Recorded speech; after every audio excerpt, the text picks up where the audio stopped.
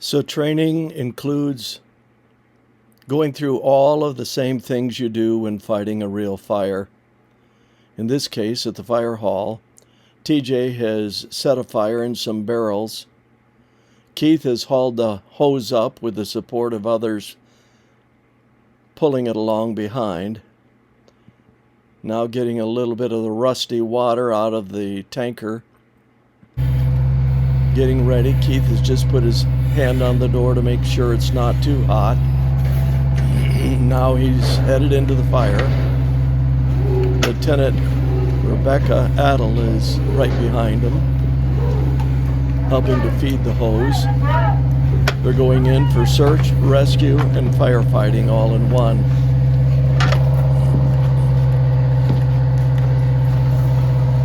It's alleged there could be a small child somewhere in this building. Can they find that child? Will that child be found soon enough? Will the smoke have overcome the child? The team down below is making sure the hose is supported as they continue. Aha! Keith found the child, and now Lieutenant is bringing the child out, handing the child off to rehab, Cherry, who will take it down and give it care. And then Rebecca is back into the fire with Keith, keeping the pressure off of the charged line. All hands on deck.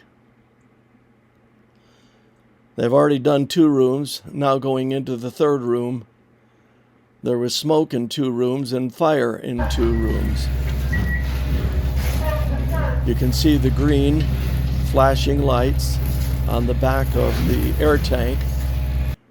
In the thick cloud of smoke, it allows your teammate behind you to locate you.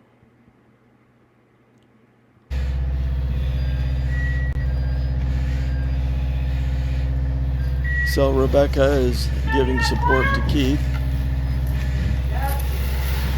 And TJ, the fire chief and county fire safety person for South Ray County, is in there observing. Smoke's gotten pretty thick.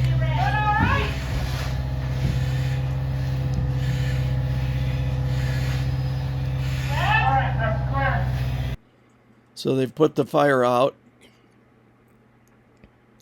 found no more persons. Now it's time for cleanup. Line up the quick release, and the fire hoses are ready to be recoupled. First, they have to be decoupled and the water drained out before they are repacked up on top, in this case, of engine 1. There's Ethan and Lieutenant Rebecca Adel up on top. This is Ethan's first day on training, checking it out to see whether he likes to be a part.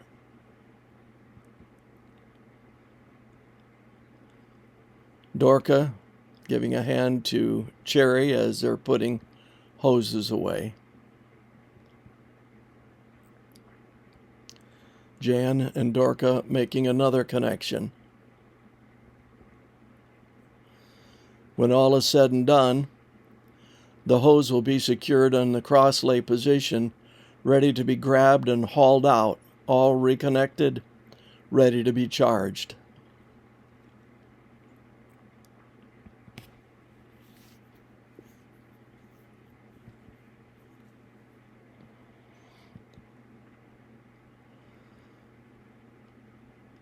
So the tanker's in the background and engine 3 in the front ground. You notice there are poster banners on the side advertising our community survey. The fire department went out into the community and will be doing so again to see if community needs are met. Do people have smoke detectors in their homes? Do people have labeling numbers on their house or their mailbox so the fire department can find them in case of an emergency, hopefully arriving before a lot of smoke and flame are billowing out. So how did the fire happen in the fire hall? Well, here's TJ coming up. Got a cardboard box. No, we don't. Gonna go inside. Gonna replace the barrels.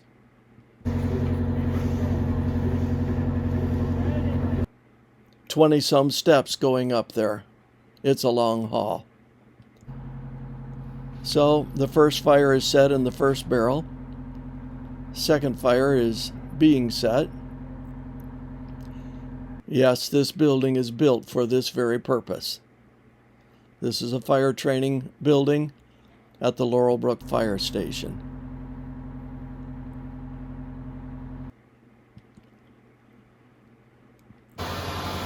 DJ has lit a smoke bomb, which adds to the fire.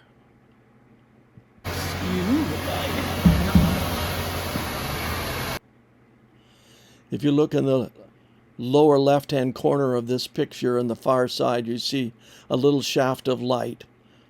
There's a drain here so that when the hose pours water into this room, the water can drain out and it's not a problem for cleanup. Okay, the smoke is building up more.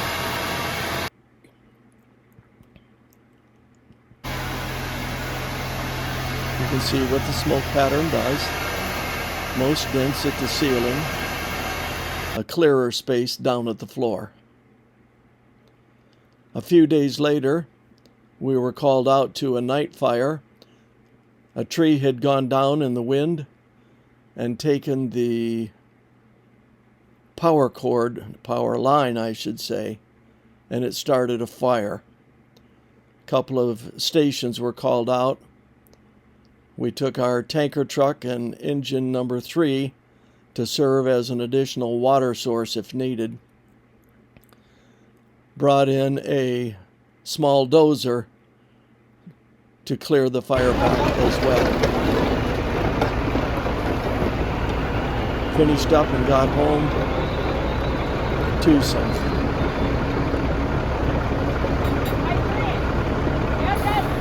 Sheriff's Department was there. Cayuga was there. Laurelbrook was there. Forestry Department was also there.